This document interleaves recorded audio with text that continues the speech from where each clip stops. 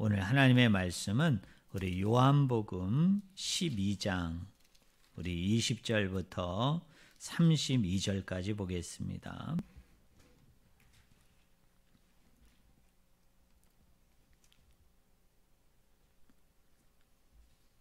요한복음 12장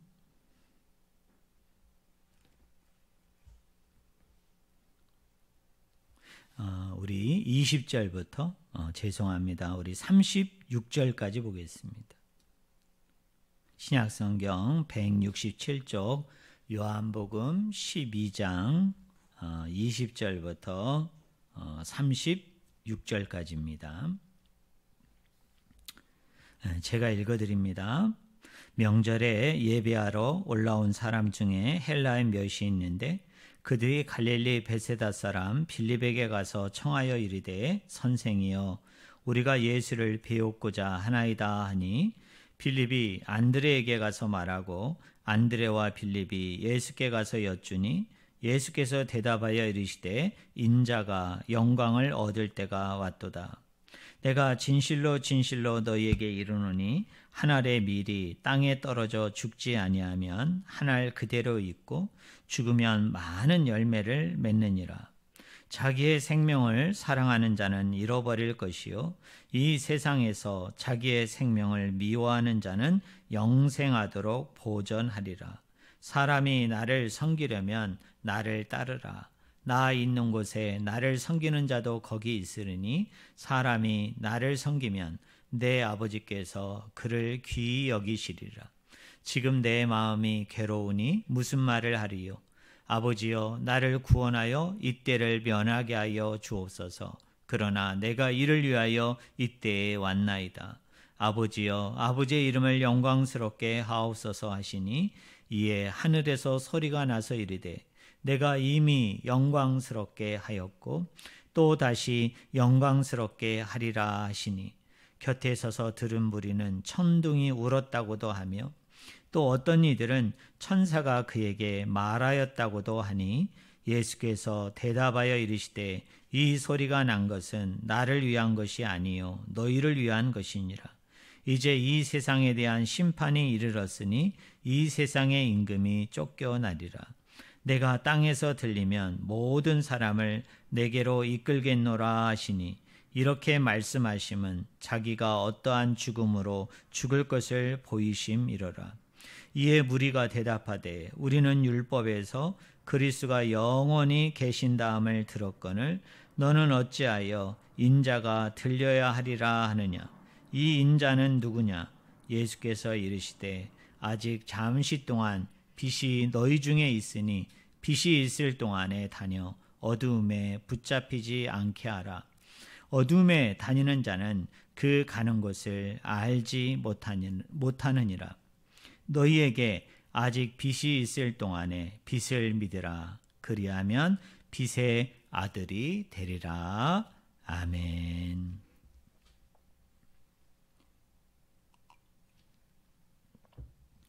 오늘 같이 읽은 본문 말씀을 가지고 영광의 무게라는 제목으로 같이 하나님의 말씀을 우리가 나누기를 원합니다.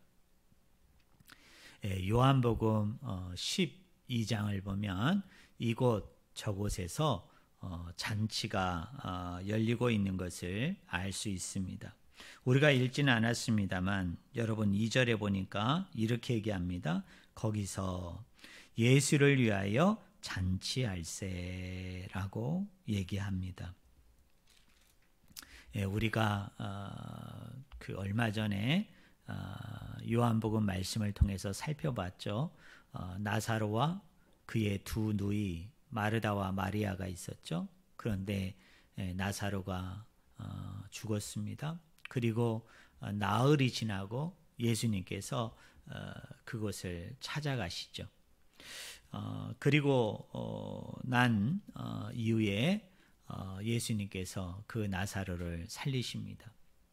아마 요한복음 12장에서 나사로와 그의 두 누이가 예수님을 위해서 아마 잔치를 배설한 것은 우리가 정확하게 그 상황과 의미를 우리가 추적할 수는 없습니다만 아마도 자기 오빠를 살려준 거에 대해서 또 나사로 자신은 자기가 죽었다가 살아난 것에 대해서 너무 기쁘고 즐거운 나머지 예수님을 직접 집으로 모셔서 음식을 장만하고 또 잔치를 배설한 가운데 예수님께 감사하고자 하는 마음에서 잔치를 연 것 같습니다.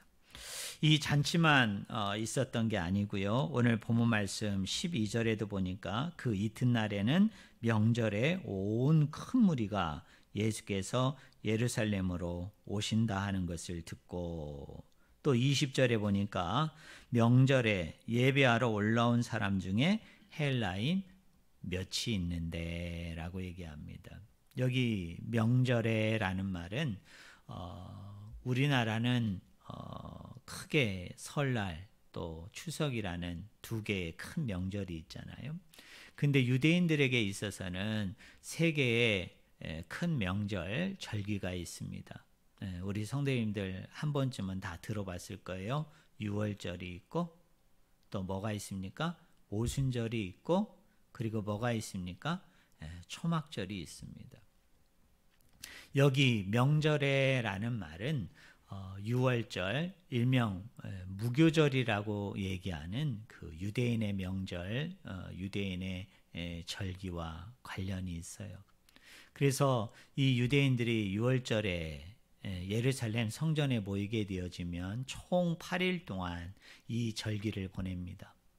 이 명절을 보내는데 마지막 8일째가 되어지면 이 사람들이 인종을 떠나서 또 신분을 떠나서 또 성별을 떠나서 사람들이 각자 준비해온 음식 그리고 하나님 앞에 드렸던 그 제사 음식 중에 일부를 가지고 이 사람들이 잔치를 합니다.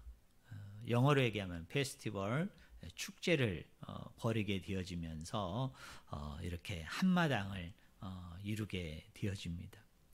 그런데 우리가 영적으로 보면 이 유월절이 누구와 직접적인 관련이 있습니까? 예수님과 관련이 있지요.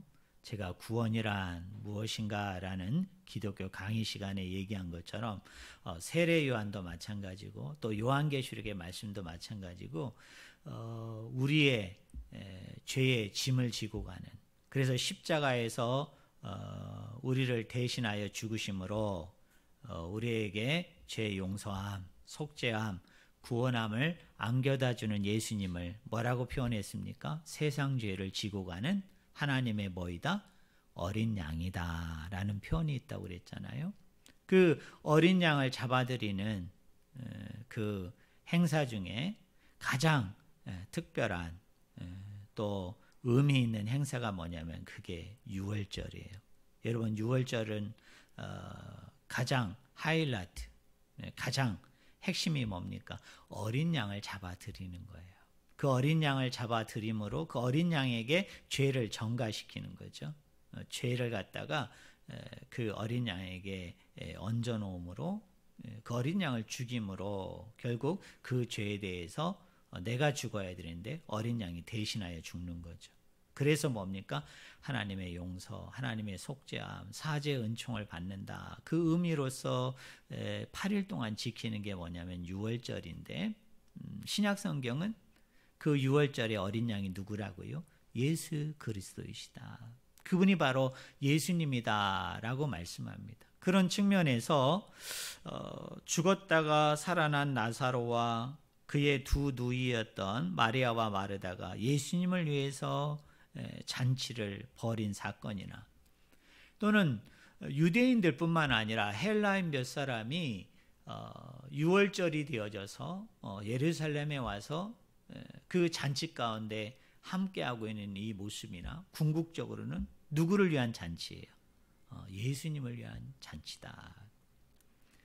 예수님을 위한 페스티벌, 예수님을 위한 축제의 장이다, 축제의 연회다 이렇게 얘기해도 과언이 아닐 정도로 이 모든 잔치의 주인공은 누굽니까? 예수님인 것을 알 수가 있어요. 사랑하는 성도 여러분, 여러분이 뭐 결혼식이든 요새는 뭐 그 한갑잔치 안 하잖아요. 뭐 칠순잔치하고 또 팔순잔치하고 뭐 구순잔치하고 이렇게 합니다만은 여러분 그런 잔치 가운데 여러분이 참여해 봤는지 모르겠어요. 여러분 잔치는 어떻습니까? 기쁨이죠. 그죠? 잔치에는 뭐가 있어요? 여러분 즐거움이 있죠. 그 잔치에 초대되어진 손님들도 그 잔치에만 가면 어떻습니까?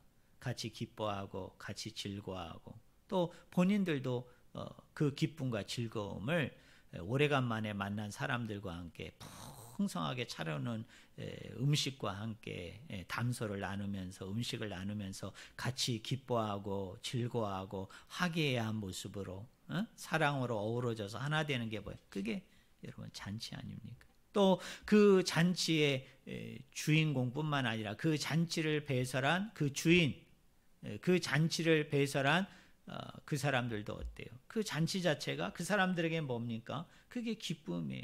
즐거움이에요. 여러분 감사 아닙니까? 그죠? 남들에게 축하를 받아서 좋고 또 나도 기쁘고 즐거운 일이 있기 때문에 잔치를 배설했기 때문에 그것 자체로도 뭐예요? 기쁨이고 즐거움입니다. 그런데 이상한 게 있어요. 오늘 본문에 보니까 여러분 27절을 보세요. 제가 27절을 읽어드립니다. 지금 내 마음이 괴로우니 무슨 말을 하리요? 아버지여 나를 구원하여 이때를 면하게 하여 주옵소서. 그러나 내가 이를 위하여 이때에 왔나이다. 자, 지금 나사로와 마르다와 마리아가 준비한 잔치든 또는 6월절 일명 무교절의 잔치이든 그 주인공이 누구라고요? 예수님입니다. 그럼 예수님이 그 주인공이기 때문에 사실은 손님들보다도 또 그것을 주관하는 사람보다도 더 기뻐하고 더 즐거워하고 감사할 만한 일인데 도리어 그 잔치의 주인공이 되는 예수님은 어떻다고 표현합니까? 마음이 괴롭다. 마음이 힘들다. 그렇게 표현을 하고 있어요. 그럼 우리는 이렇게 질문할 수 있죠. 왜 잔치의 주인공인 예수님께서 기뻐하고 즐거워하고 감사하기보다는 도리어 이 잔치에 대해서 왜 괴로워하셨을까? 왜 마음이 힘들어지셨을까입니다. 우리가 요한복음 12장 1절부터 마지막 50절 상당히 길죠.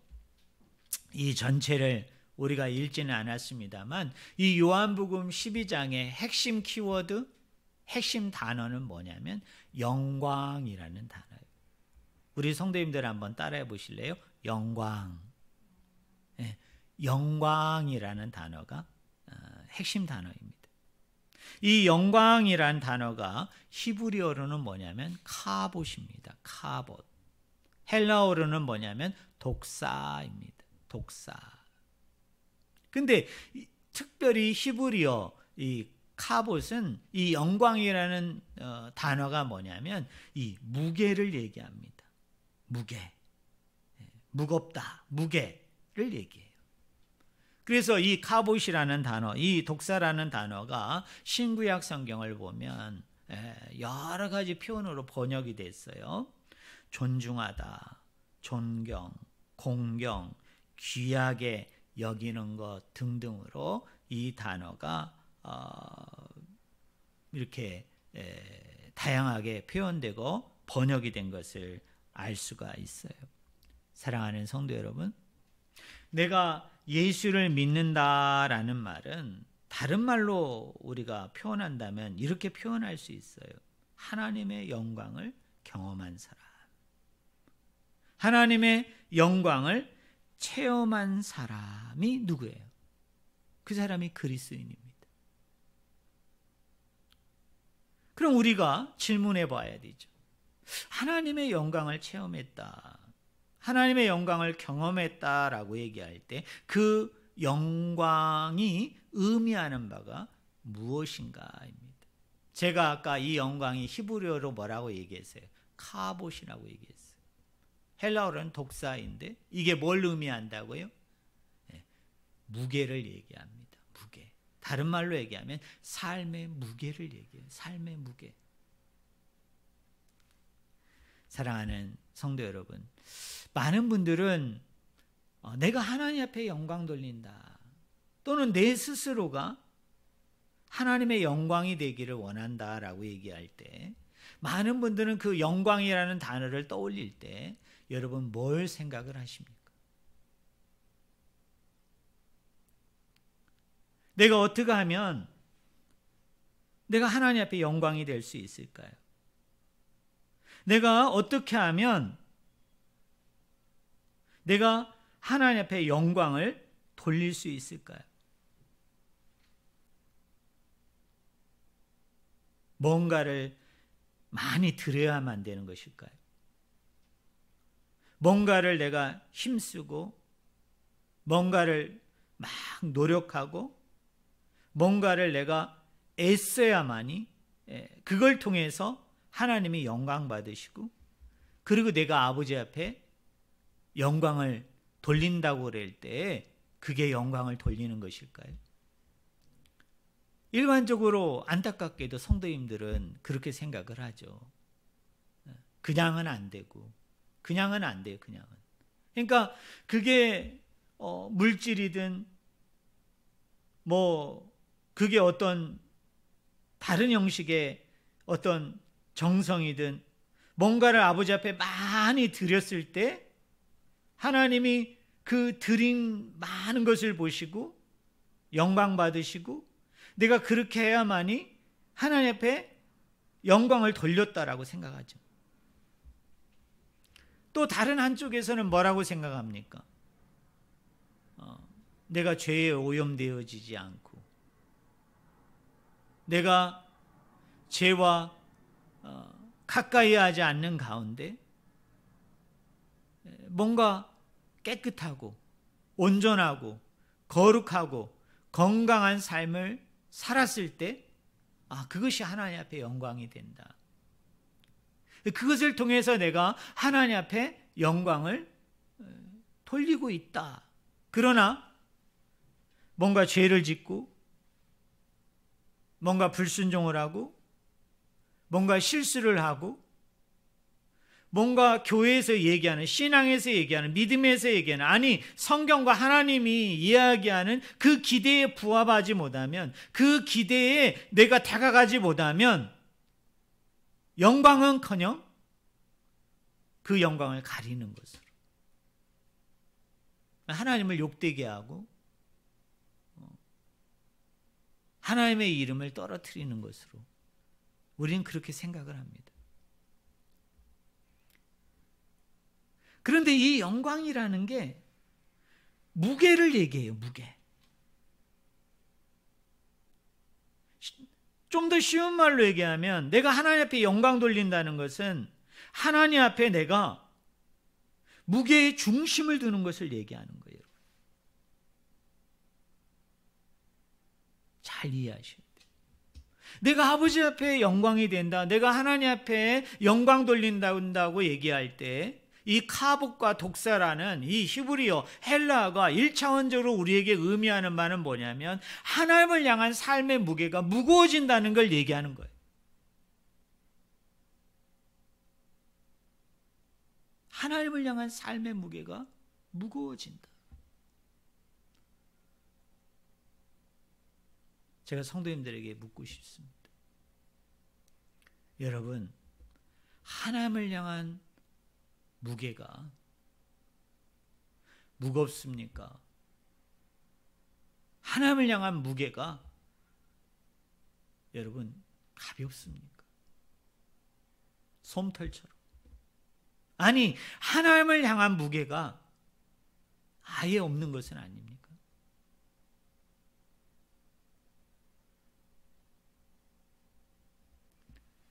내 중심을, 내 마음을 얼마나 하나님 앞에 두십니까? 얼마 하나님 앞에 내가 두고 살아갑니까? 요사이 너무 분주하시죠? 너무 바쁩니다. 하루하루가 참 빨리 가죠.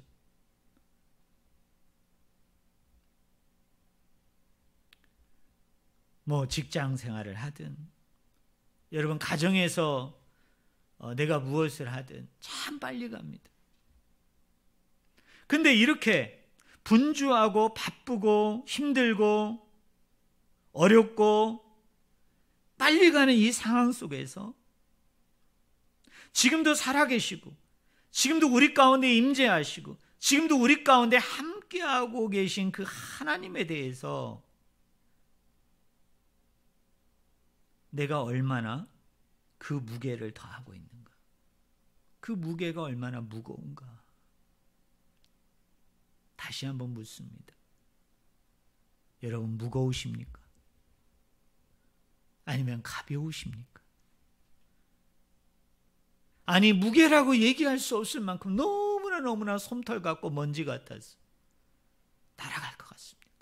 없어질 것 같습니까? 아니 하나님을 향한 무게 자체가 없는 것은 아닙니까?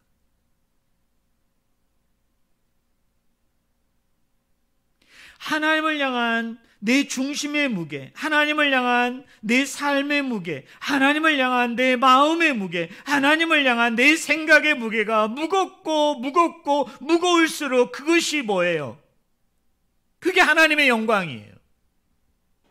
그게 영광 돌리는 것입니다. 뭘 드리고 안 드리고 이게 아닙니다.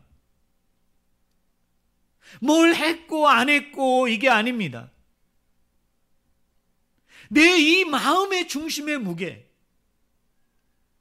내가 분주하고 바쁘고 힘들고 너무나 어려운 삶을 살고 있지만 이 삶의 중심의 무게가 나에게 있지 않고 누구에게 있지 않고 하나님에게 그 무게의 추, 그 무게의 중심, 그 무게가 그분에게 얼마나 가 있는가, 얼마나 그 무게의 추가, 그 무게의 중심이, 그 무게의 중량이 그분에게 실려 있는가. 그게 영광이에요. 그게 갑옷이고 그게 독사입니다.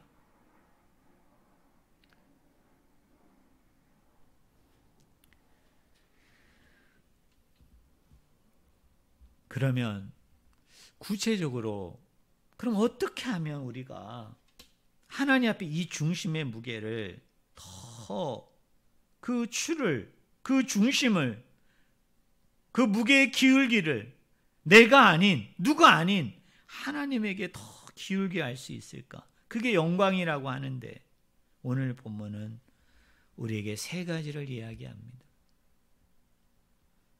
여러분 24절을 한번 보시기 바랍니다. 제가 읽어드립니다.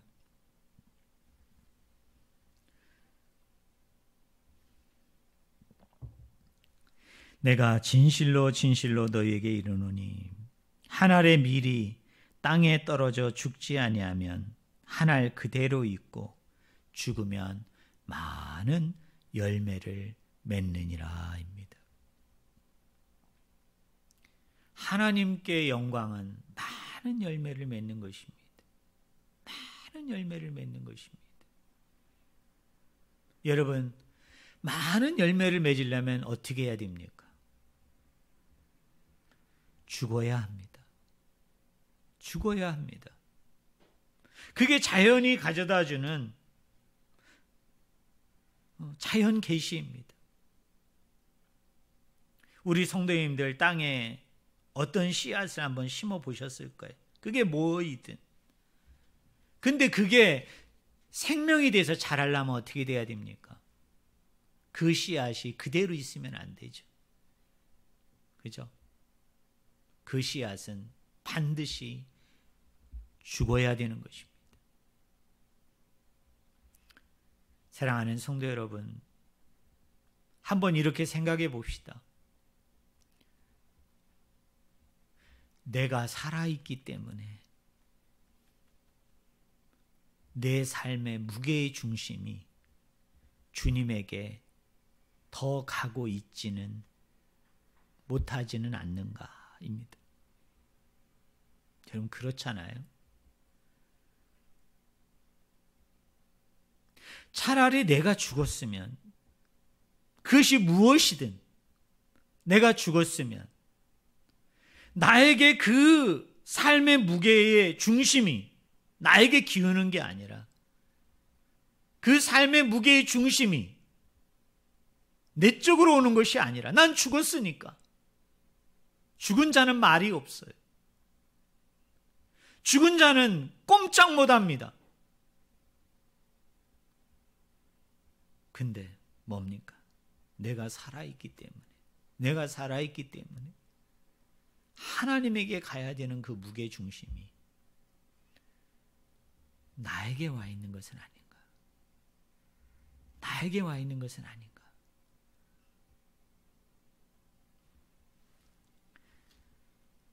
두 번째로 26절을 한번 보시기 바랍니다.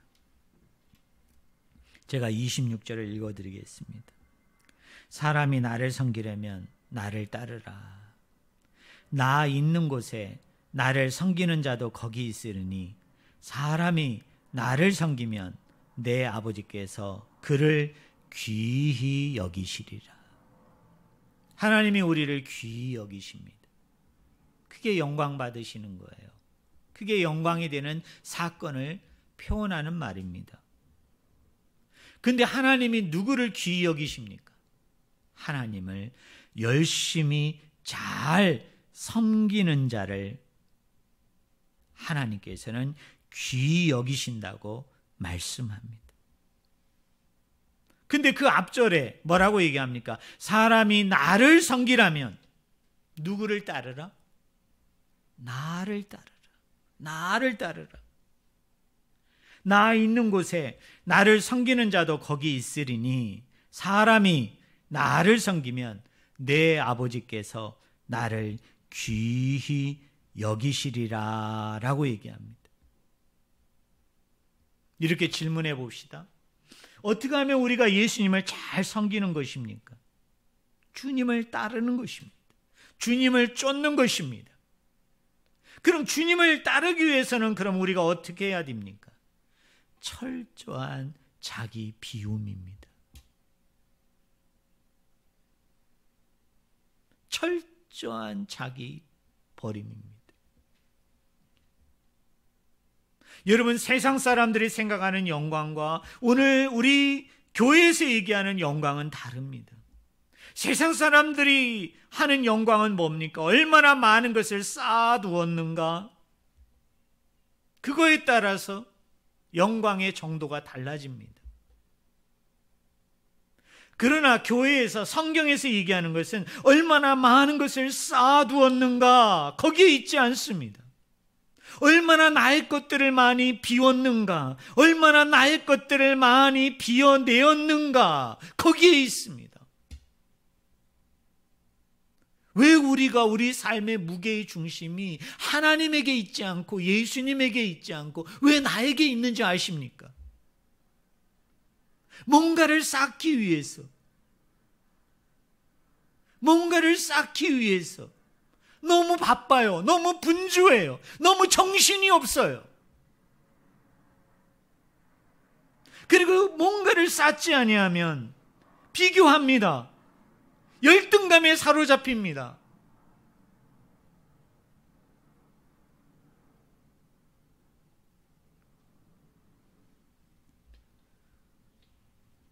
사랑하는 성도 여러분, 우리의 것을 비우면 비울수록, 우리의 것을 내려놓으면 내려놓을수록 상대적으로 우리는 하나님을 잘 섬길 수 있습니다. 예수님을 잘 섬길 수 있습니다. 저는 우리 성도님들이 내 인생에 있어서 가장 중요하고 가장 가치 있고 가장 우선적인 것이 무엇인가를 잘 생각해 보시기 바랍니다. 세상의 성공입니까? 세상의 지위입니까? 세상 사람들이 자랑하고 부러워하고 쫓고 따르는 것입니까? 우리는 그것을 쫓는 사람이 아니라 예수님을 따르는 사람입니다. 예수님을 쫓는 사람입니다. 그런데 예수님을 따르기 위해서는 어떻게 해야 됩니까? 나를 부인해야 됩니다. 나의 십자가를 지고 주님을 계속해서 쫓아야 됩니다. 철저히 나를 비웠을 때, 철저히 나를 내려놓을 때, 나의 것들을 하나하나 포기할 때 그만큼 내 삶의 중심의 무게가 나에게서 하나님에게로 옮겨지는 것이고, 그렇게 옮겨졌을 때 하나님은 그것을 뭘로 받으십니까? 귀히 여기십니다. 존귀하게 여기십니다. 그것이 영광입니다. 그것이 영광 돌리는 것입니다. 마지막 세 번째로 영광의 무게를 더하는 방법은 무엇이냐? 그리스도의 십자가로 나아가야 됩니다. 사랑하는 성도 여러분, 설교 초대식 시간에 제가 얘기했습니다. 죽은 나사로가 살아났어요. 그래서 나사로와 그의 두 누이가 예수님을 위해서 잔치를 배설했고, 그리고 6월절 어린 양의 잔치가 배설이 되어졌습니다. 그런데 그 잔치의 주인공이 되는 예수님은 기뻐하고 즐거워하기보다는 뭐 했어요? 근심하셨습니다. 괴로워하셨습니다. 힘들어하셨습니다. 그 이유가 무엇일까요? 바로 십자가의 죽음이었습니다. 그 십자가의 죽음은 뭡니까? 하나님의 진노였습니다. 하나님의 심판이죠.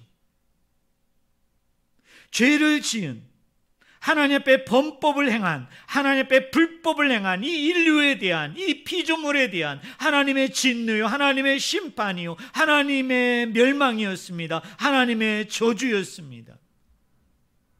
아무리 예수님이 하나님의 아들이고 하나님이셨지만 그 하나님의 진노가 얼마나 무섭고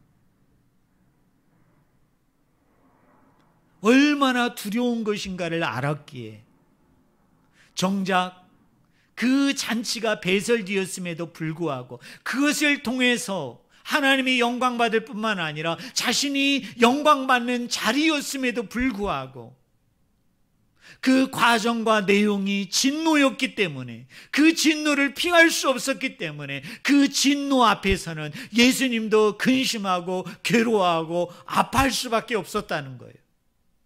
그런데 왜 예수님께서 이 무서운 진노, 저주에 이 십자가를 담당하셨나요? 그것은 하나님의 영광을 나타내 보이기 위함이고 자신의 영광을 나타내 보이기 위함인 것입니다. 그리고 그 영광을 나타내 보였을 때 누구든지 그 십자가 앞에 나오는 자들은, 누구든지 그 십자가를 믿고 그 십자가 가운데 함께하는 자에게도 하나님께서, 예수님께서 그 영광의 자리에, 그 존귀한 자리에 우리를 세우기 위함이었던 것이, 우리를 그 영광의 존귀한 자리에 함께 하시기 위함이었던 거예요.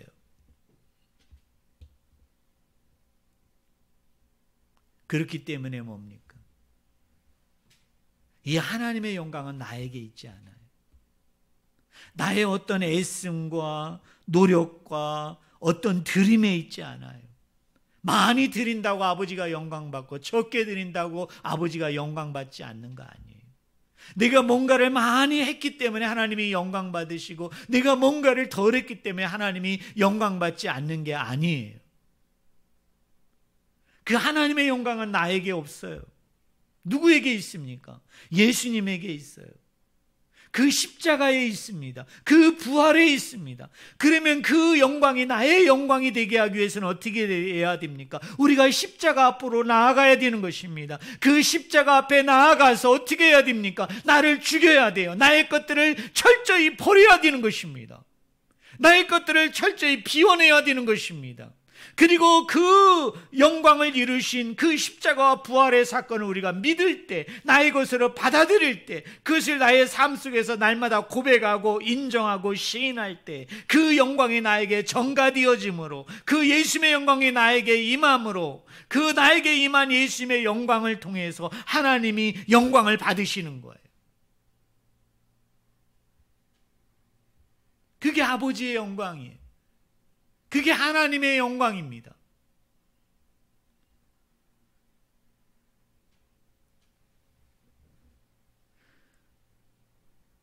나를 철저하게 아버지 앞에 내어드리는 것 없이, 철저하게 하나님 안에서 나를 죽이는 것 없이, 철저하게 나를 하나님 안에서 포기하고 내려놓는 것 없이 영광은 없습니다. 아니, 그것은 또 다른 헬라어 키메, 인간의 영광입니다. 세상의 영광입니다. 세속의 영광입니다. 여러분, 세상의 영광은 뭡니까? 나를 드러내야 됩니다. 나를 자꾸 나타내 보여야 됩니다. 많은 것들을 내가 소유하고 많은 것들을 내가 가져야 됩니다. 나를 내어놓는 것보다는, 나를 내어드리는 것보다는 나의 것들을 자꾸 내 것으로 만들어야 돼요. 내 것으로 잡아와야 돼요. 내 것으로 와서 채워야 되는 게 그게 영광이죠. 그러나 하나님의 영광은 그게 아닙니다. 나에게 있는 그 무게의 중심을 하나님께 옮기는 것입니다. 하나님께 그 무게의 중심을 갖다 놓는 것입니다. 그러기 위해서는 어떻게 돼야 됩니까? 철저하게 나를 하나님 앞에 내어드려야 됩니다. 마치 예수님이 십자가에 자기의 몸을 내어놓았을 때, 그리고 그곳에서 철저히 죽으시고 버리시고 비우셨을 때 하나님이 예수 그리스도를 높이심으로 하나님에게 영광이요, 그 예수 그리스도도 영광이 되게 하고 영화롭게 한 것처럼 동일합니다. 저희들도 그 십자가 앞에, 그 십자가상에서 이루신 그 놀라운 은혜, 놀라운 사랑 앞에 나 자신을 내어드릴 때, 철저하게 나 자신을 그 앞에 죽일 때, 철저하게 나의 것들을 버리고 포기하고 없앨 때, 그 중심, 내 안에 있는 이 삶의 무게, 내 안에 있는 이 중심의 무게가 그분에게 옮겨짐으로, 그래서 어떻게 돼요? 하나님이 그분에게 임하셨던 그 영광이 그대로 뭐가 되게 하십니까? 내 영광이 되게 하시는 거예요. 그것을 성경은 뭐라고 얘기합니까? 카봇, 독사, 뭐예요? 그게 하나님 앞에 영광 돌리는 거고, 그게 아버지가 영광을 받으시는 거예요.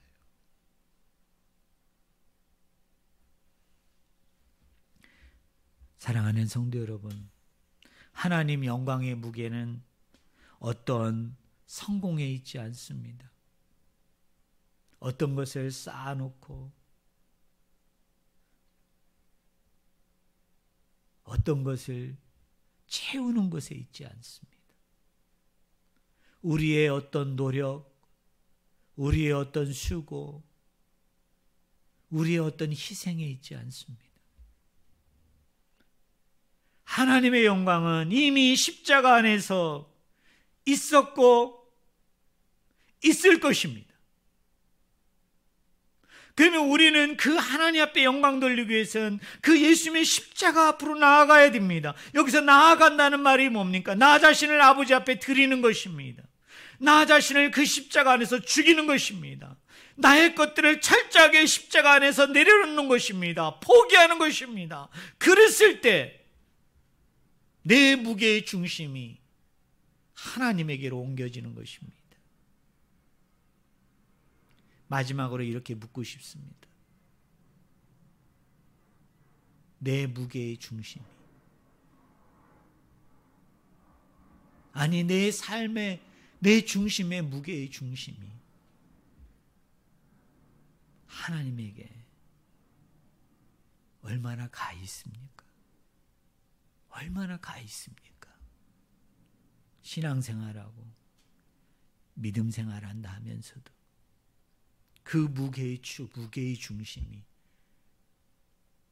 나에게만 너무 쏠려 있고요. 나에게만 머물러 있고요. 여전히 내 안에만 머무른다면 우리가 어떻게 그걸 신앙이라고 얘기할 수 있습니까?